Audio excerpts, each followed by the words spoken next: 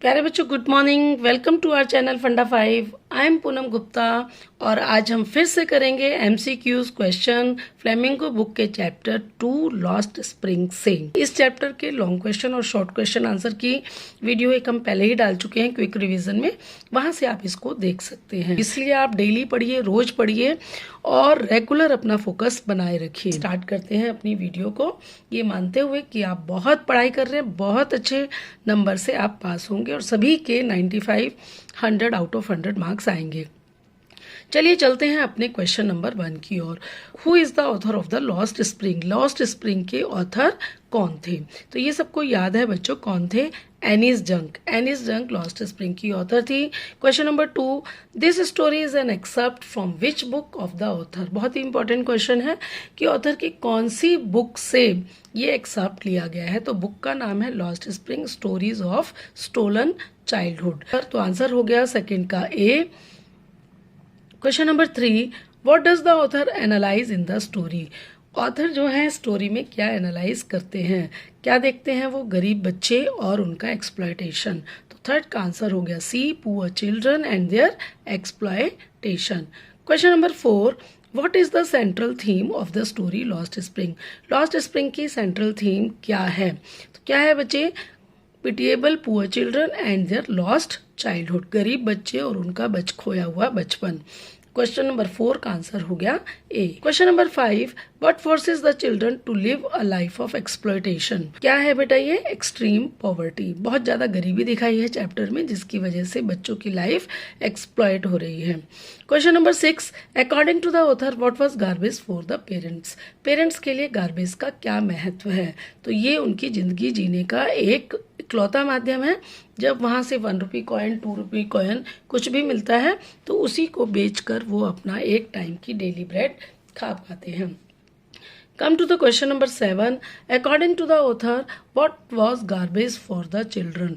Garbage, बच्चों के लिए गार्बेज का क्या मतलब है? तो बच्चों के लिए एक वंडर है जहां पर उनको रोज एक नई चीज मिलती है, जिसको ढूंढने में वो बड़ी खुशी खुशी गार्बेज को खंगालते रहते हैं, ढूंढते रहते हैं। क्वेश्चन नंबर 8, हु वॉज साहेब? साहेब कौन था? ये सबको आता है। और एग पीकर, तो जल्दी से हम करके आगे बढ़ेंगे। Come to the question number 9, what was Saheb looking for? Saheb क्या ढूंढ रहा था? साहेब क्या ढूंढ रहा था? गोल्ड। 9 का B part. Come to the question number 10, is Saheb happy working at tea stall? No, Saheb tea stall पे काम करने में बिल्कुल हैप्पी नहीं था।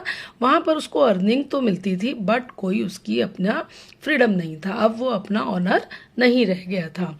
Question number 11, why did Sahib Alam not go to school? Sahib Alam school क्यों नहीं जाता था? साहिब का पूरा नाम क्या है? साहिब आलम।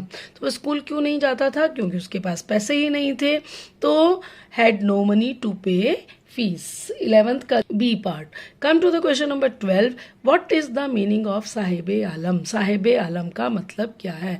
यानी कि पूरे यूनिवर्स का मालिक। तो आंसर क्या हो गया 12 का D, lord of the universe. Question number 13, where was Saheb employed? Saheb कहाँ पर एम्प्लॉयड था? क्या काम करता था? तो he was employed at a tea stall in Seemapuri. Question number 14, why is the author calling garbage as gold in the story?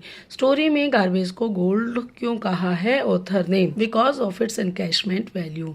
क्योंकि gold को बेचा जा सकता है और बेचकर वो अपना रोजमर्रा की चीजें खरीद सकते हैं। Question number 15, what do the boys appear like to the author in the story?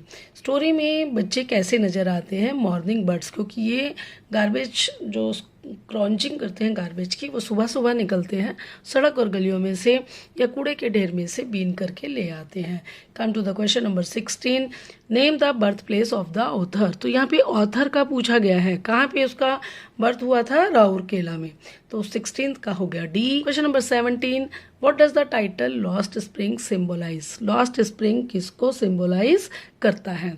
तो लॉस्ट ब्लूमिंग चाइल्डहुड, खोता हुआ खिलता हुआ बचपन जो खो गया है, लॉस्ट ब्लूमिंग चाइल्डहुड को सिंबलाइज करता है। Come to the question number 18, Saheb held from which place? Saheb कौन सी प्लेस से था? कहाँ से वो आया था, कहाँ से आया था, green field of Dhaka. Dhaka से आए थे वो क्योंकि वहाँ पे एक बहुत बड़ा स्टॉर्म आ गया था जो उनके सारे खेतों और घरों को बहाकर ले गया था। तो कहाँ से आया था वो, ग्रीन फील्ड ऑफ ढाका। तो 18th का आंसर हो गया C. Come to the question number 19, why was Sahib go through garbage dump के लिए to find a silver coin, a rupee, a 10 rupee note, all of this. वो उसमें से ढूंढता था सिल्वर का कॉइन, रूपी, 10 रुपए का नोट या फिर सारी चीजें। तो कौन सा आ गया, ऑल ऑफ दीज। तो 19 का आंसर हो गया all of these. Question number 20, why did Saheb leave his house. Saheb कहाँ से था, अभी हमने पढ़ा वो ढाका से था, और उसने अपना घर क्यों छोड़ दिया, because the storm swept away his house and field, क्योंकि स्टॉर्म जो था उसके खेत और घर को बहा के ले गया। Question number 21, what forces Sahib's to be a rag picker. Sahib को रैक पिकर क्यों बनना पड़ा, किस चीज ने उसको रैक पिकर बनाया। तो किसने बनाया था, डेस्टिनी, उसकी किस्मत उसको यहाँ पर ले आई थी, क्योंकि वो तो एक बड़े खेत का मालिक था, उसके पापा जो थे, लेकिन सब कुछ खो गया। तो इसको हम क्या कहेंगे, डेस्टिनी। ठीक है, तो क्वेश्चन नंबर 21 का आंसर आ गया B. Question number 22, where is Seemapuri. Seemapuri कहाँ पर है, सीमापुरी कहाँ पर है, east Delhi, on the periphery of east Delhi, Delhi के बिल्कुल किनारे किनारे ईस्ट में क्या है, सीमापुरी। तो 22 का आंसर हो गया D. Come to the question number 23, why did Sahib leave Dhaka. Why did Sahib leave Dhaka, कि साहिब ने ढाका क्यों छोड़ा, क्यों छोड़ा था उसने, because of lack of resources, lack of enough food, friends और पेरेंट्स। किस लिए छोड़ा था उसने, because of lack of enough food, क्योंकि वहाँ पर खाने के लिए कुछ भी नहीं है, और सर्वाइवल के लिए, जीने के लिए खाना आइडेंटिटी से भी ज़्यादा जरूरी होता है। तो ये था साहिब के बारे में बेटा। और अभी हमने दूसरा जो लॉस्ट स्प्रिंग में 2 कैरेक्टर दिखाए, एक साहिब और एक मुकेश। अब हम करेंगे लॉस्ट स्प्रिंग पार्ट 2 यानी कि मुकेश के बारे में। Who was responsible for the poor condition of Bengal makers in Firozabad. कौन रिस्पॉन्सिबल था उनकी फिरोजाबाद में रहने वाले बेंगल मेकर्स की पुअर कंडीशन के लिए, पेरेंट्स, सोसाइटी, ब्यूरोक्रेट्स और ऑल ऑफ दीज। तो सभी रिस्पॉन्सिबल थे। पेरेंट्स जो कि डिसीजन नहीं लेते थे, सोसाइटी उनको आगे नहीं बढ़ने देती थी, और ब्यूरोक्रेट्स उनको आगे नहीं बढ़ने देते थे। 24 का आंसर हो गया D. Question number 25, what efforts can help Mukesh materialise his dream of becoming a car driver. कौन कौन सी चीज़, कौन कौन सी बातें मुकेश को अपना ड्रीम पूरा करने के लिए हेल्प कर रही थी। तो उसका hard work, going to garbage, guidance of his owner, तीनों ही बातें जो थी, वो मेहनती था, रोज अपना काम करता था, और उसका जो ओनर था उसको गाइड करता था। तो ऑल दीज। तो 25 का आंसर हो गया D. Question number 26, what are the hazards of working in the glass bangle industry.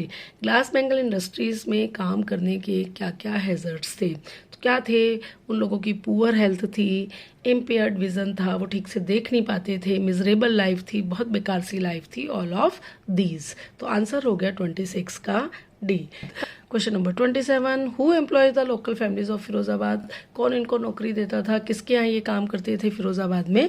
तो ग्लास ब्लोइंग इंडस्ट्री के जो मालिक होते थे बड़े बड़े, वो उनसे काम कराते थे। Come to the question number 8, what is the function of glass blowing industry. इनका क्या काम होता था ग्लास ब्लोइंग इंडस्ट्रीज का, to mould glass and make colourful bangles. ये ग्लास को पिघला करके, मोल्ड करके, बदल करके कलरफुल बैंगल में चेंज कर देते थे। तो आंसर हो गया 28 का D. Come to the question number 29, what makes the working condition of the children worst in glass industry. क्या चीज़ें जो यहाँ पे बच्चे काम करते थे उनके लिए वर्किंग कंडीशन को बहुत ही बेकार बना देती थी। तो क्या बना देती थी, डार्क डिंगी सेल होते थे। ये क्वेश्चन 6 मार्क्स में भी आ जाए, 5 मार्क्स में भी आता है, अब चेंज हो गया, 6 से 5 नंबर का हो गया लॉन्ग क्वेश्चन, न्यू जो आपका पेपर का पैटर्न है उसके हिसाब से। तो क्या क्या वहाँ की कंडीशन क्या थी जहाँ पे बैठ के काम करते थे। तो कैसे थे वो, डार्क डिंगी सेल्स थे, विदाउट लाइट एंड एयर, वहाँ पे हवा पानी कुछ नहीं होता था। Dazzling and sparkling of welding light, जो वेल्डिंग लाइट थी जिससे ये वेल्ड करते थे, कांच को जोड़ते थे, वो स्पार्किंग और डेजलिंग थी। हाई टेम्परेचर था, बहुत ज़्यादा टेम्परेचर होता था उन भट्टियों का। तो क्या हो गई, ऑल ऑफ दीज। तो 29 का आंसर हो गया डी। बहुत ही इंपॉर्टेंट क्वेश्चन है, इसको आप लर्न कर लेंगे बच्चे। Question number 30, what excuse do the rag pickers give for not wearing chappals. Rag pickers ने क्या एक्सक्यूज दिया कि वो चप्पल क्यों नहीं पहनते। तो no interest, a tradition, mothers don't give. तो क्या था, एक ट्रेडिशन। उन्होंने इसको अपनी बात को सही से ना बता के छुपाते हुए बोला कि ये उनके यहाँ ट्रेडिशन है कि नंगे पैर रहें।